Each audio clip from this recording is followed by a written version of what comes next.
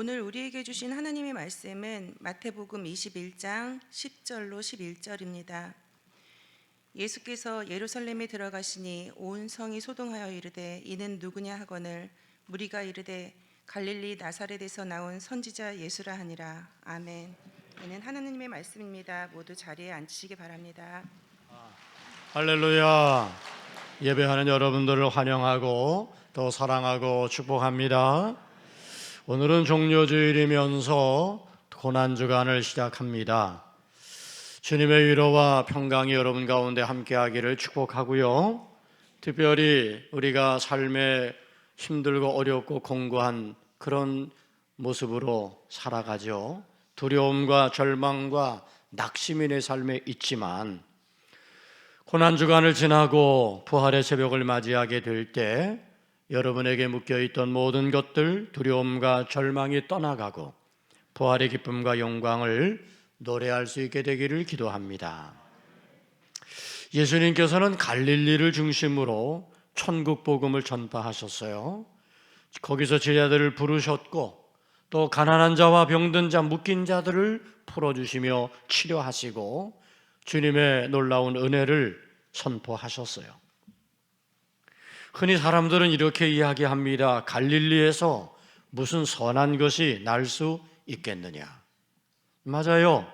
갈릴리는 서민들이 사는 지역이었어요. 매우 낙후된 곳이었어요. 그러나 예수님은 그곳에서 자라셨고 그 갈릴리에서 공생의 사역을 대부분 펼치셨어요. 예수님께서 사역을 할 때 사람들은 예수님을 선지자 중에 한 사람이다라고 생각하기도 했고 훌륭한 랍비라고도 생각하기도 했어요. 어떤 사람들은 구약의 엘리야가 다시 왔다 그렇게 말하는 사람도 있었어요. 또 어떤 사람들은 그분은 다윗의 자손 예수야 라고 말하기도 했지요. 예수님은 공생의 사역을 하시면서 죽음과 부활에 대해서 많이 말씀하셨어요. 마태복음 20장 17절부터 19절 말씀에 보면 예수께서 예루살렘으로 올라가려 하실 때에 12 제자를 따로 데리시고 길에서 이르시되, 그러니까 12 제자에게 말씀하시는 거예요. 보라, 우리가 예루살렘으로 올라가노니 인자가 대제사장들과 서기관들에게 넘겨짐에 그들이 죽이기로 결의하고 이방인들에게 넘겨주어 그를 조롱하며 채찍질하며 십자가에 못 박게 할 것이나 제3일에 살아나리라. 그러니까 예수님께서 제자들에게도 이렇게 말씀하셨어요. 예수님의 십자가의 고난과 부활을. 그런데 예수님의 고난과 죽음에 대해서 사람들은 별로 관심 있게 듣지 않았죠. 제자들도 마찬가지였습니다. 왜 그랬을까? 그들의 관심은 예수님을 통해서 내가 무엇을 얻을 수 있을까? 내가 어떤 문제를 해결할 수 있을까? 여기에 있었기 때문이에요. 저는 이 같은 그들의 모습은 그때나 지금이나 다르지 않은 것 같다고 생각이 들어요. 우리는 예수님을 믿고 우리는 예수님을 사랑한다고 고백합니다. 그런데 우리의 관심은 어디에 있는가?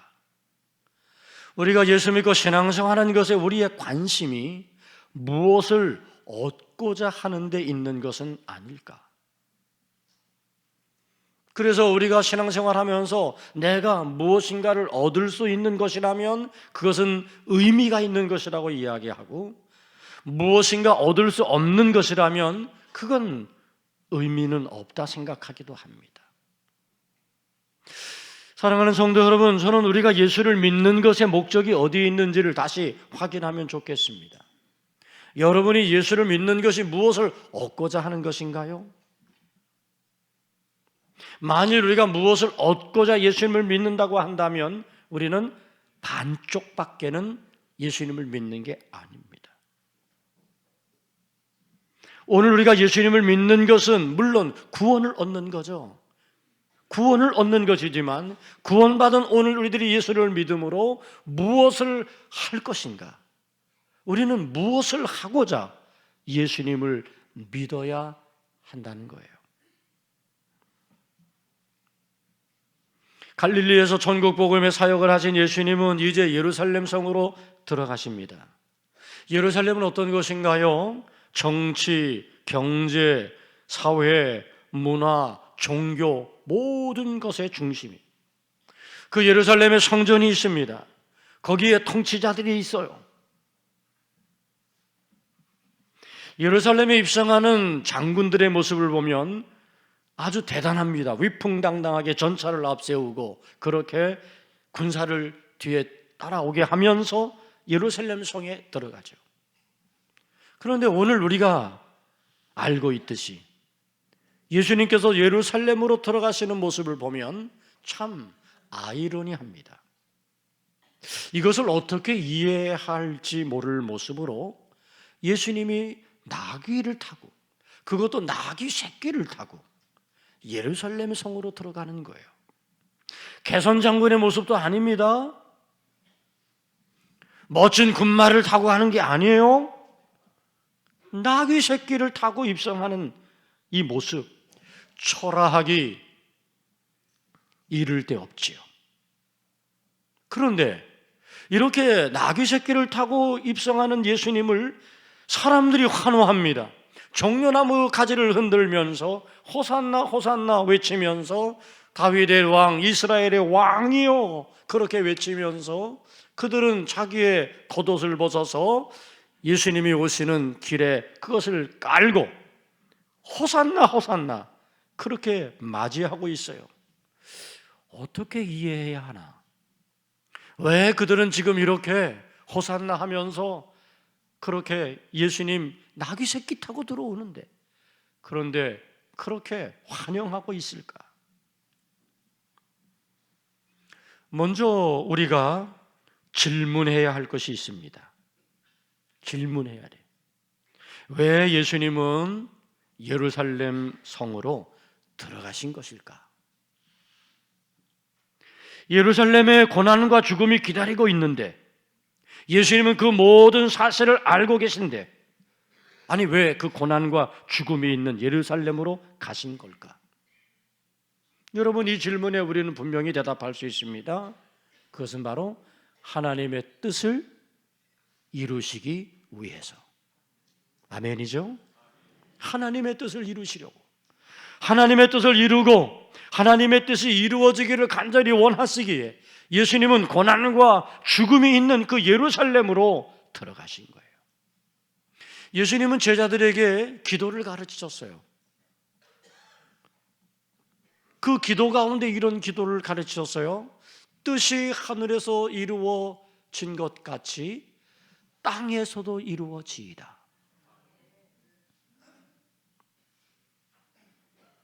예수님이 이렇게 기도를 가르치셨듯이 예수님은 하늘의 뜻이 땅에서도 이루어지게 하시려고 예루살렘에 들어가셨단 말이에요. 누군가 이 기도를 이렇게 해석을 합니다. 하나님의 뜻이 하늘에서 이루어진 것 같이 땅에서도 하나님의 뜻이 이루어지도록 제가 그렇게 살겠습니다.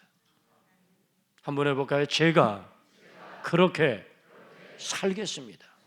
어떻게? 하나님의 뜻이 하늘에서 이루어진 것처럼 이 땅에서도 하나님의 뜻이 이루어지도록 제가 그렇게 살겠습니다. 이게 주님이 가르쳐 주신 기도예요.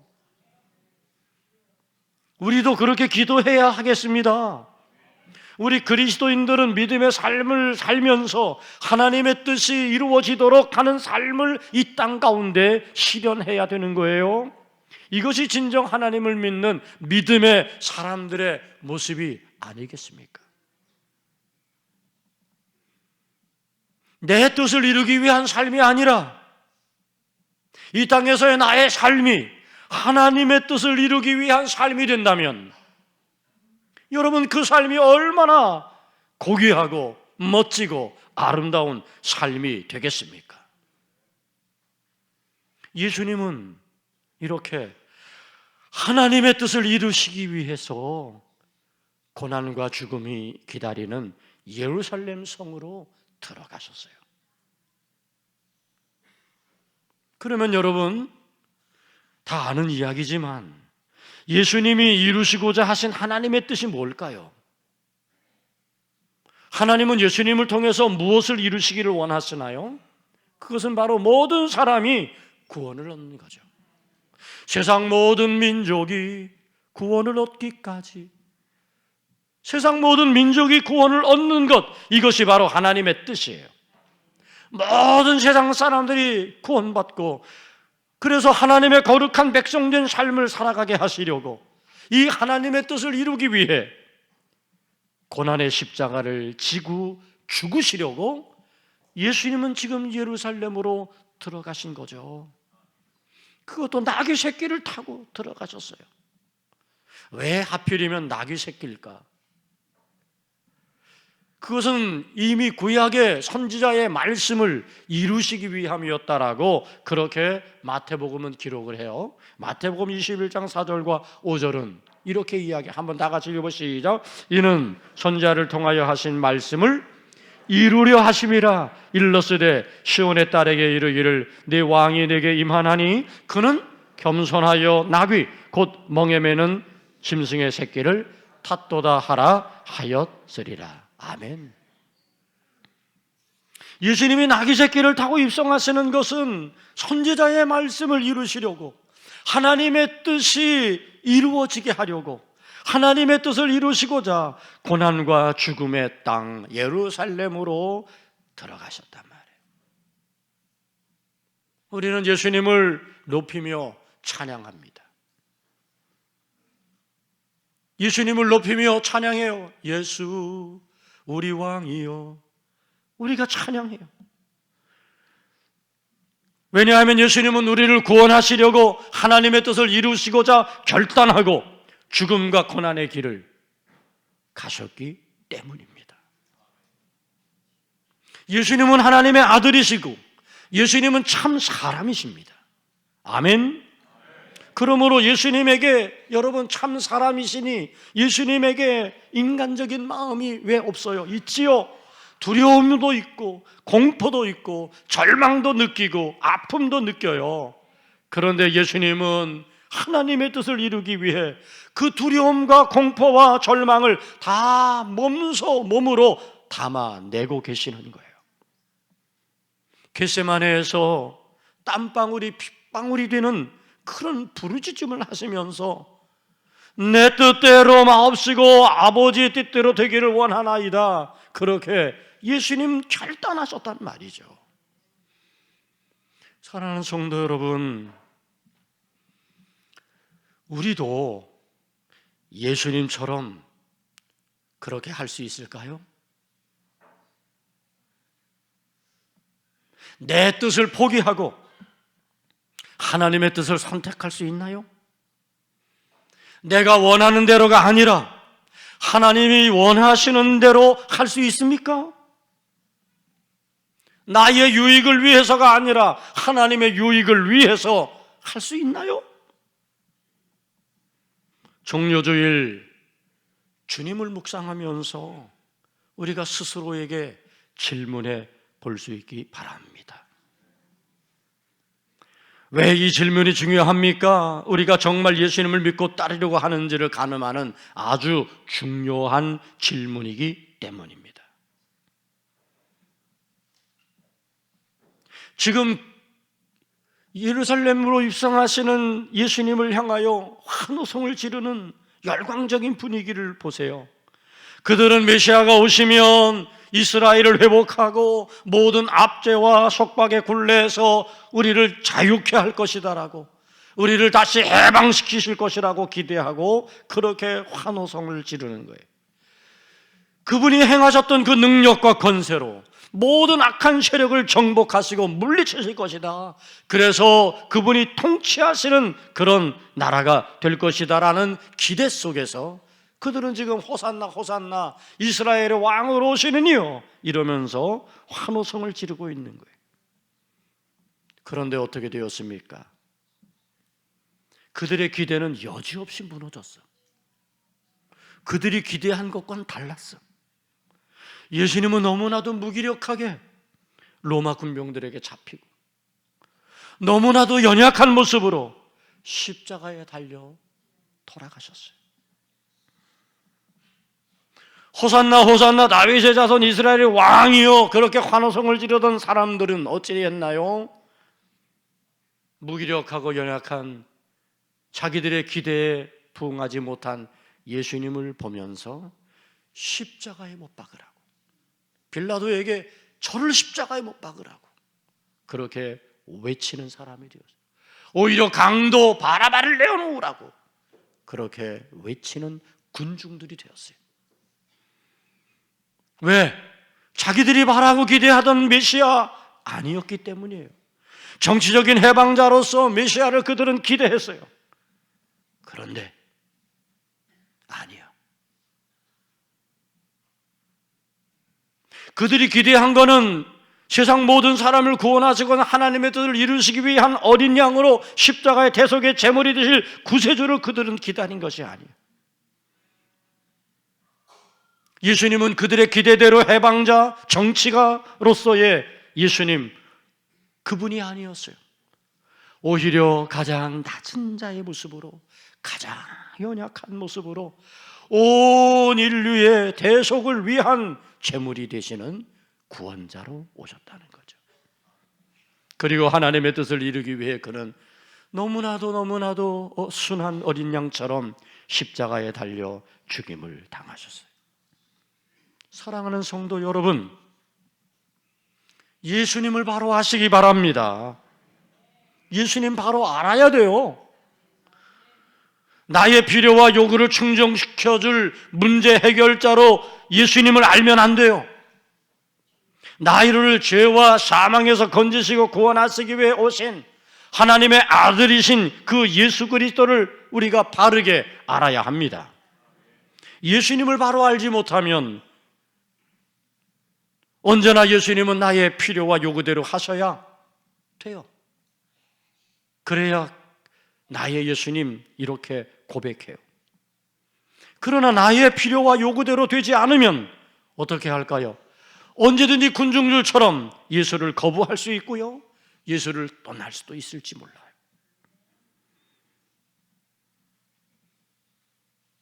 예루살렘에서 호산나를 외치는 군중들, 예루살렘 성에 있던 사람들도 하나님의 뜻을 이루기 위해 오신, 이 땅에 육신을 입고 오신 예수님을 제대로 알지 못했어요. 그래서 그들은 묻습니다. 이는 누구냐? 이는 누구냐? 도대체 이는 누구야? 그때 예수님을 알지 못하던 무리들이 대답합니다. 갈릴리 나사렛에서 나온 선지자 예수야. 지금 묻는 사람들도, 대답하는 사람들도 진정 예수님을 알지 못하고 있지요. 하물며 제자들도 예수님을 제대로 알지 못했어요. 그래서 예수님 붙잡히시고, 예수님 옥에 갇히시고 모진 모욕과 고통을 당할 때 도망가죠. 여러분들은 예수님을 누구신지 알고 계신가요? 여러분들은 예수가 누구인지 제대로 알고 제대로 고백해야 할 것입니다. 베드로가 대답을 하지요. 주는 그리스도시요 살아계신 하나님의 아들이시니이다.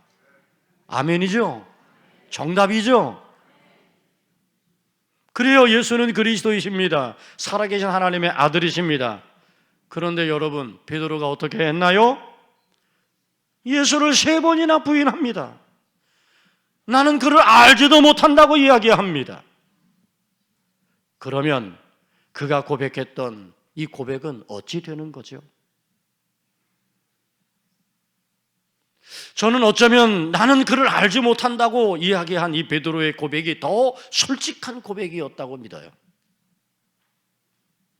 베드로는 주는 그리스도 살아계신 하나님의 아들이십니다라는 고백을 했지만 사실은 제대로 알지 못했어요.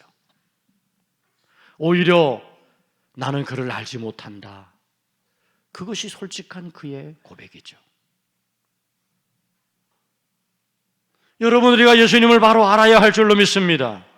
예수님을 바로 알아야 주는 그리스도 살아계신 하나님의 아들이십니다라는 이 고백이 우리의 삶의 정답이 될 수 있는 거예요.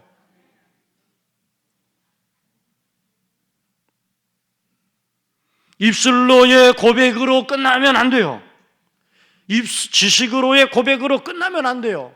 입술의 고백을 넘어서서 삶의 고백으로 예수님을 알아야 되고요. 지식을 넘어서서 체험을 통해 예수님을 알아야, 그래야 정말 예수님 아는 거예요. 저는 여러분들이 믿음의 삶을 살아가는 가운데 예수님을 아시기 바랍니다. 정말 예수님을 제대로 아시기를 바랍니다. 제자들이 비로소 예수님을 알게 된 것은 십자가에 달려 죽으시고 다시 살아나신 예수님께서 부활하신 모습을 제자들에게 보이시고 만져보게 하시고 그들을 다시 위로하시고 격려하셨을 때, 그때에서야 그들은 예수님을 알게 되었어요. 십자가의 죽음을 당하시고 다시 사신 예수 그리스도를 만났을 때, 그때야 비로소 예수님이 나의 그리스도라는 사실을 그들은 깨닫게 되었어요. 여러분, 기독교 신앙의 두 축은 십자가와 부활이에요. 이것은 하나도 뺄 수 없어요. 십자가에 달리신 예수님을 알고, 또한 죽은 자 가운데 머물지 아니고 다시 살아나신 부활하신 예수님을 알아야 제대로 우리는 기독교를 아는 거예요. 이것을 가지고 우리는 제대로 신앙생활 해야 되는 거예요. 이는 누구냐? 묻는 그 물음 앞에 여러분들이 대답할 수 있어야 돼요.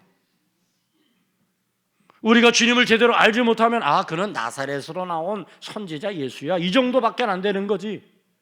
그런데 우리가 제대로 입술의 고백을 넘어 삶의 고백으로, 체험의 고백으로 우리가 예수님을 알게 되면, 그러면 예수님은 나사렛에서 난 선지자가 아니야.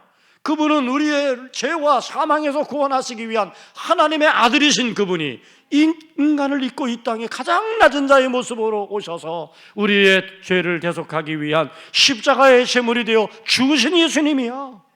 죽은 자 가운데 머물지 아니하시고 다시 부활하셔서 우리에게 부활의 첫 소망을 열어주신 그 예수님이야.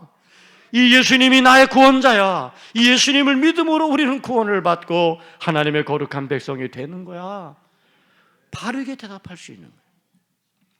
여러분, 우리가 전도 축제를 하면서 지금 우리는 한 영혼을 하나님께로 인도하기 위해서 애쓰고 있어요. 그 한 영혼들은 예수님을 알지 못해. 예수가 누구야? 세상 사람들이 물을 거예요. 예수가 누구야? 그러면 여러분들이 대답해야 하잖아요. 바르게 대답해야 되고 분명하게 대답해야 되잖아. 그런데 여러분도 아직 예수를 모르면 어떻게 예수를 대답할 수 있겠어요? 그분이 어떤 분인지 여러분 어떻게 이는 누구야? 라고 묻는 질문에 여러분 반응할 수 있겠어요? 저는 이 고난주간을 지내며 사랑하는 성도 여러분, 예수가 누구인지 바르게 아시기 바랍니다. 그래서 예수를 묻는 사람들에게 예수님은 하나님의 아들이시오. 예수님은 우리의 구원자야. 예수님께서 십자가에 피 흘려 죽으신 것으로 이제 오늘 우리는 죄와 사망에서 영생과 생명으로 나아갈 수 있게 되었어. 누구든지 예수 그리스도를 믿으면 구원을 받는 거야. 아멘. 그렇게 여러분들이 대답하며 다음 주일에는 우리 사랑하는 이웃들, 방황하고 있는 모든 사람들을 주께로 인도하시기를 축원합니다. 기도하겠습니다. 아버지 하나님, 이는 누구냐라는 물음 앞에 오늘 우리가 서 있습니다. 우리가 예수님을 몰라서, 예수님을 온전히 체험하지 못해서 여전히 대답을 머뭇거리고 있다면 이제 우리의 입술을 열어 고백할 수 있게 하여 주옵시며 우리의 삶으로 예수가 어떤 모습으로 오늘 우리 가운데 있는지 고백하며 나아갈 수 있도록 인도하여 주옵소서. 예수님은 그리스도이십니다. 예수님은 살아계신 하나님의 아들이십니다. 예수 그리스도를 믿음으로 하나님의 구원의 역사가 이루어짐을 우리가 온전히 선포하며 살아가게 하옵소서. 예수님 이름으로 기도 올리옵나이다. 아멘. 다 함께 일어나서